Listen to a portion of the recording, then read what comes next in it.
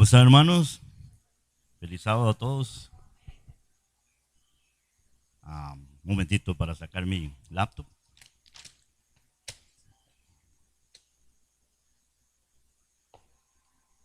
Okay.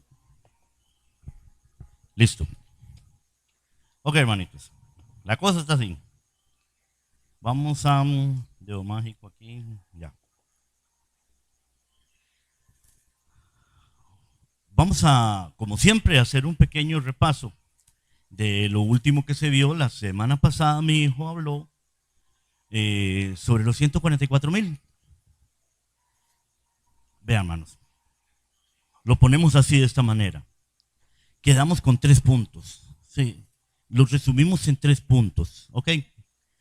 Y el punto número 1 dice,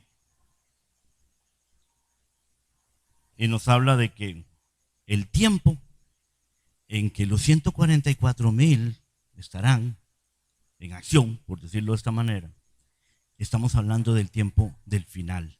Es la última generación, los últimos seres humanos vivos, hijos de Dios. ¿De acuerdo? Porque van a haber muchos seres humanos, pero los últimos seres humanos obedientes, hijos de Dios, vivos, que van a estar en los momentos más terribles de este mundo, cuando las catástrofes y todo esto y las plagas y toda esta cosa venga. ¿De acuerdo? Entonces, ahí nos enseña, si lo habíamos visto antes, porque ya lo habíamos visto, es más, yo había dado esa clase de los 144,000 en Apocalipsis 7, ¿se acuerdan? Y es algo muy importante. Aquí yo veo algunas personas, la mayoría, que han estado aquí desde que empezamos estas clases. Hoy es algo muy importante para esta clase y lo vamos a decir al final. Pero en fin, ese es el primer punto. Lo que nos hace, lo que nos localiza es exactamente en ese momento, que todavía no llega, pero ya está pronto. ¿De acuerdo? La segundo punto, la segunda cosa el punto que se habló, que mi hijo pues enfatizó, fue en las características de estas personas, de estos 144,000, estos hijos de Dios. Y él mencionó el salmo favorito mío, el Salmo 15. No sé si algunos aquí no lo habrán leído, espero que sí. Es un salmo hermoso, hermanos. Ese salmo habla y nos enseña cómo van a ser, cómo debe ser un hijo de Dios y cómo serán los 144,000. Lo que todos tenemos que aspirar a llegar a ser, ¿de acuerdo? Estos 144,000 personas, literales o simbólicas, da igual, eso no importa. Estas personas tendrán esas características. Dice el Salmo que no resbalarán, o sea, no pecarán. Ellos no van a caer, ellos no van a fallar. ¿Me comprenden? Esto nos lleva al tercer punto. El tercer punto es que estos siervos de Dios, estos 144,000 sellados, no van a pecar. No importa lo que alguien o lo que nadie quiera enseñar. Se los digo, la Biblia lo dice claramente, ellos no van a pecar, van a vivir sin pecar un tiempo. Eso quiero que quede claro. Hay muchos 144,000 que tal vez venían del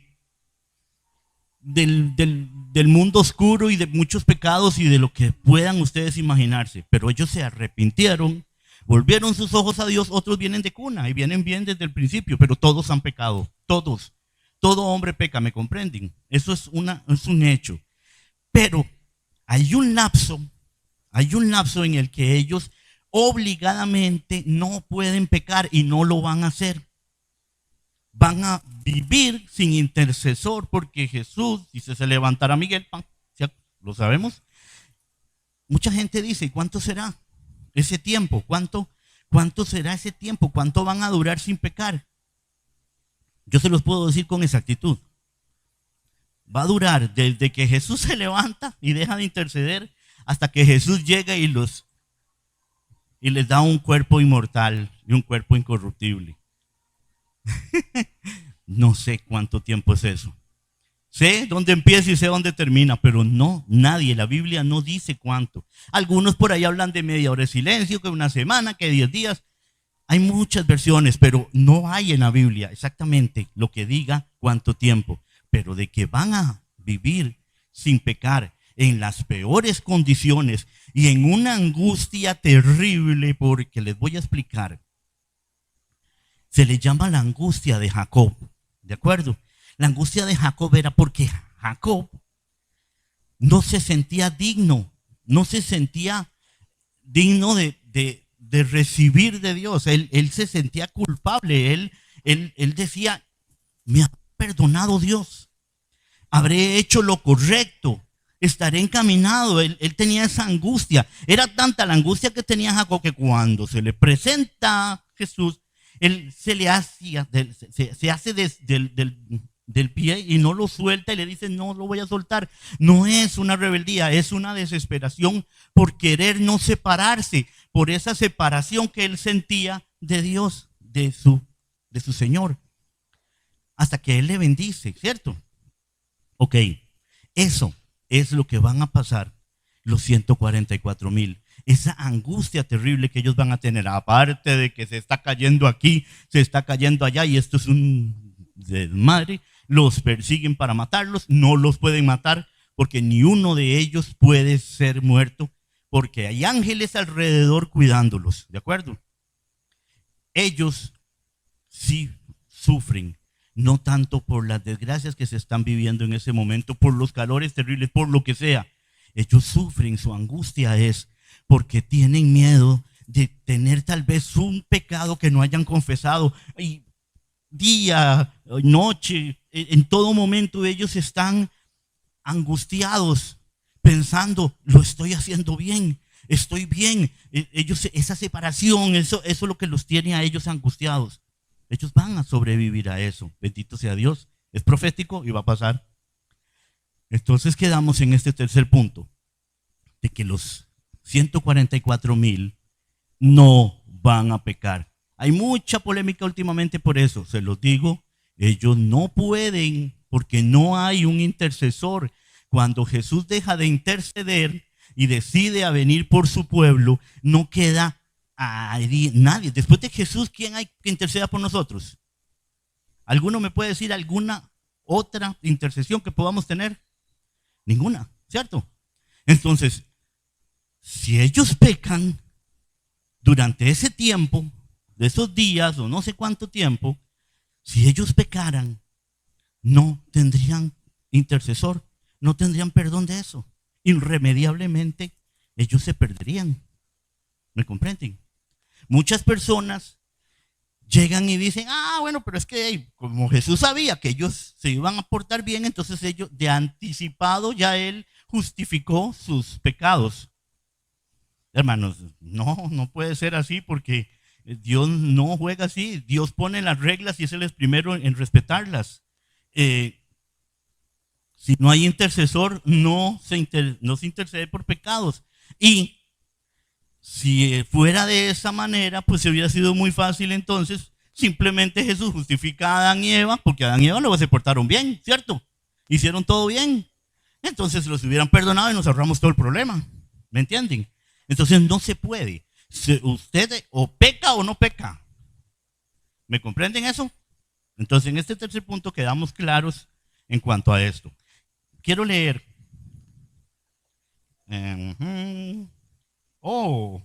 Si alguien gusta, me puede leer, ya les digo. Vámonos a Apocalipsis 14.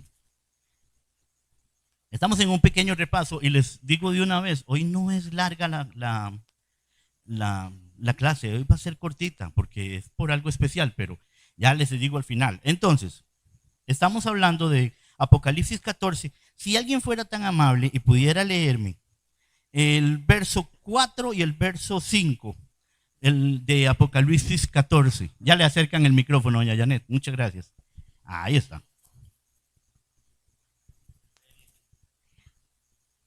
Estos son los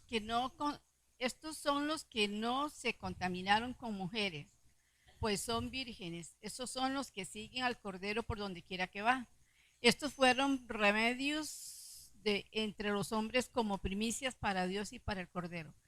Y en sus bocas no fue hallado mentira, pues sin mancha delante del trono de pues son sin mancha delante del trono de Dios.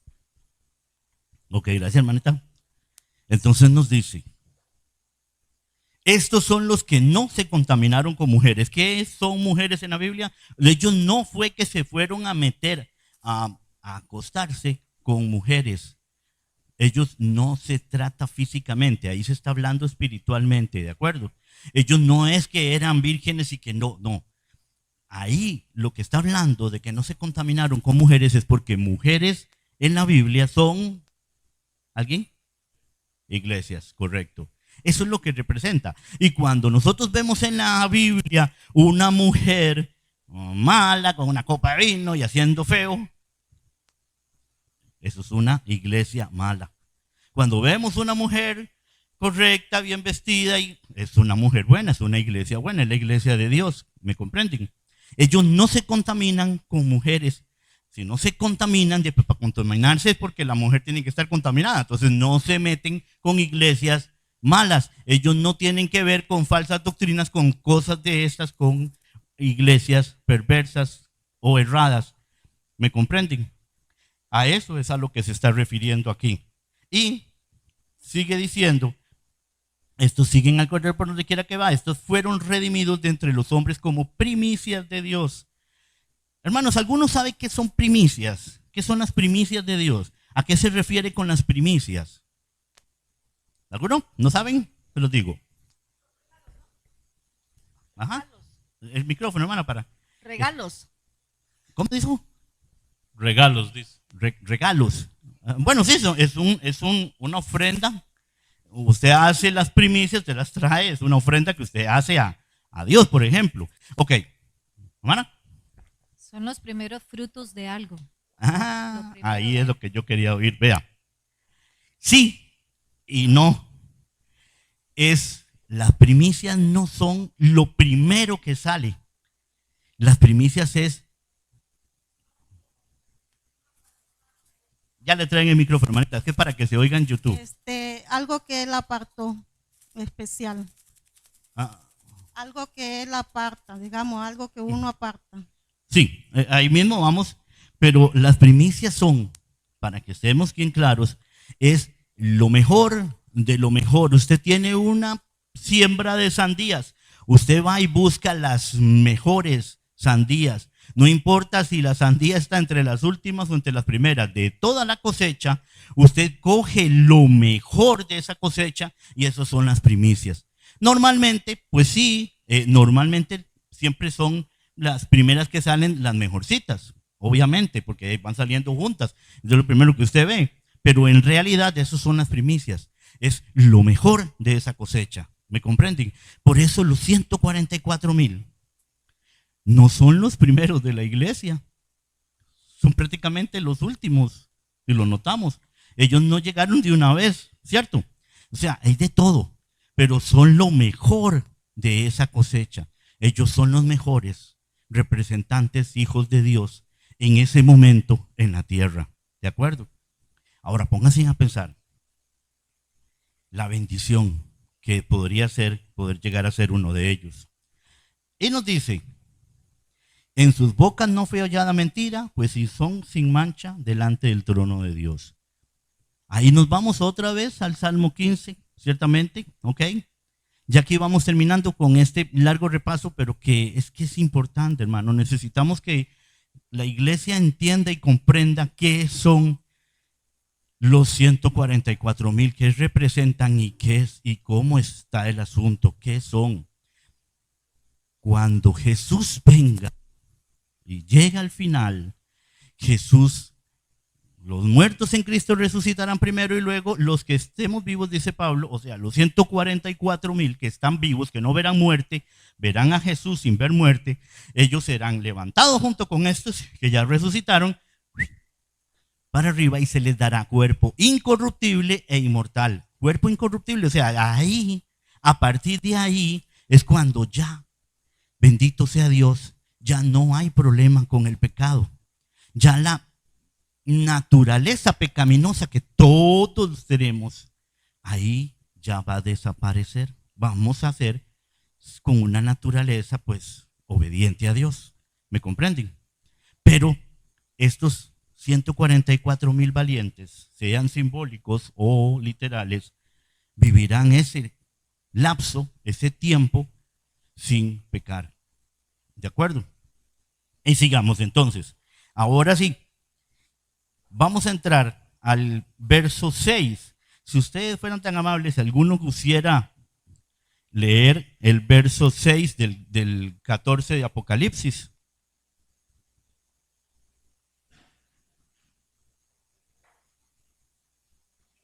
¿Nadie? ¿Lo leo yo, hermanita? Ok. Por en medio de los cielos a otro ángel que tenía el evangelio eterno para predicarlo a los moradores de la tierra, a toda nación, tribu y lengua y pueblo. Amén. Vi volar por en medio del cielo, escuchen bien, a otro ángel. ¿De acuerdo? Vamos a ir analizando esto. A otro ángel. O sea, hubo un ángel antes de ese ángel. Porque dice a otro ángel, ¿cierto? Ok. Esto nos lleva, recuerden que la palabra de Dios, principalmente el Apocalipsis, siempre Él mismo nos lleva y nos traslada a donde Él quiere llevarnos para ir comprendiendo y entendiendo, ¿de acuerdo? Entonces, si nosotros nos vamos, ay,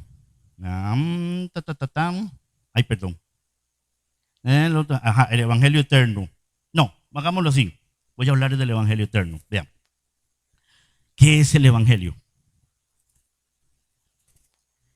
El Evangelio es todo lo que conlleva la vida de Cristo. Todo lo que conlleva lo que Cristo ha hecho por su iglesia, vino a hacer. Todo lo que fue desde su nacimiento hasta su muerte. Todo lo que es este plan, ¿de acuerdo? De salvación. ¿Por qué se le dice Evangelio eterno? Porque es eterno. Porque fue un acuerdo, un concilio que hizo el Padre, el Hijo y el Espíritu Santo en tiempos remotos donde no había, escúchenme hermanos, Dios no había empezado a hacer la creación cuando Dios ya sabía que iba a haber problemas. Y Él hizo un previsto, Él previno eso y ellos hicieron un plan de salvación para cuando esto llegara. Es tanto el amor de Dios que ya Dios sabe, Dios lo sabe. Entiendan esto, Dios sabe el final antes del mismo principio. Dios sabe antes de que usted naciera si usted se va a perder o no se va a perder. Dios sabe si usted va a ser una traidora o va a ser una obediente hija de Dios. Dios sabe si usted va a ser malo o simplemente pues se va a llevar por... Pero Dios nos ama a todos igual, nos da a todos la misma oportunidad. Pese a... El ejemplo mejor está Judas. ¿Me comprenden? Ok. Esta salvación eterna, este plan, tiene que ver con, y se los voy a decir de esta manera, tiene que ver con, ¿para qué? Porque aquí lo tengo, con la justificación. Con una justificación en Cristo. El plan de salvación está basado en que Cristo viniera a morir por nosotros y que Cristo fuera el que se pusiera por nosotros, que nosotros fuéramos salvos y justificados por medio de Él. ¿Me comprenden? Entonces, es muy importante saber esto. Este mensaje de Evangelio eterno, que también, como lo estamos viendo aquí, es el mensaje de el mensaje de los tres ángeles, ¿de acuerdo? Es exactamente lo mismo, es la justificación por la fe, justificación por fe. Eso es el mensaje de los tres ángeles. ¿Por qué? Porque el mensaje de los tres ángeles lo que les está diciendo, y lo vuelvo a repetir, es: vi volar por en medio del cielo otro ángel que traía el evangelio eterno para predicarlo a los moradores de la tierra, a toda tribu, a toda nación, tribu, lengua y pueblo. Y voy a leer el 7 de una vez, lo voy a hacer yo. Dice: diciendo a gran voz, temed a Dios y dadle gloria, porque la hora de su juicio ha llegado, y adorad a aquel que hizo el cielo, la tierra, el mar y las fuentes de las aguas. Entonces, aquí es de lo que yo les iba a hablar al principio y ahora sí me meto en esto. Pero este mensaje que está dando es el mensaje de salvación, ciertamente. Adorar a Dios, y nos está trayendo una advertencia, el comienzo de un juicio. Decía al principio yo otro ángel, y entonces aquí es donde yo quiero explicarles esto. Si nos vamos a Apocalipsis 10.1, en Apocalipsis 10.1, bueno, en Apocalipsis 10 habla sobre el librito, ¿de acuerdo? No, ya lo hemos visto, hermanos, ya lo hemos visto, ¿ok? El librito que viene, que le da de comer, que le es agradable a su boca, pero en el estómago ya adentro le causa amargura, ¿cierto? Ok, este ángel fuerte envuelto, dice, vi descender del cielo a otro ángel fuerte envuelto en una nube, con el arco iris sobre su cabeza y su rostro como el sol, sus pies columnas de fuego. Este ángel es el otro ángel del que está hablando ahí. Es algo curioso. ¿Por qué? Porque este ángel de Apocalipsis 14 nos está avisando que hay un juicio, el juicio ha empezado. Y el ángel de capítulo 10 de Apocalipsis está hablando de que se abre el libro, se quita el sello del libro, nos está hablando del final de las 2300 tardes y mañanas de esa profecía, lo que nos está hablando, ¿cierto? ¿Y qué es lo que ocurrió en 1844? Empezó el juicio investigador, ¿cierto? Eso ya lo hemos visto en materia ya revista. Entonces, lo que les quiero decir es que estos dos es lo mismo. Es lo que en la Biblia se llama un quiasmo.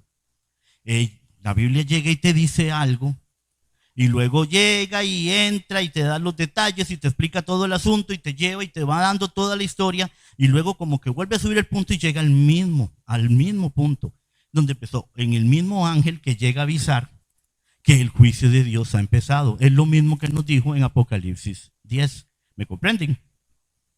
¿Están entendiendo? No, yo le doy cosas así. ¿De acuerdo? Ok, hermanitos. Sigamos leyendo. Dice aquí, para verlo viendo, dice, y adorad a aquel que hizo el cielo y la tierra y el mar y las fuentes de las aguas. Vean, hermanos. Si nos vamos, aquí ya les digo,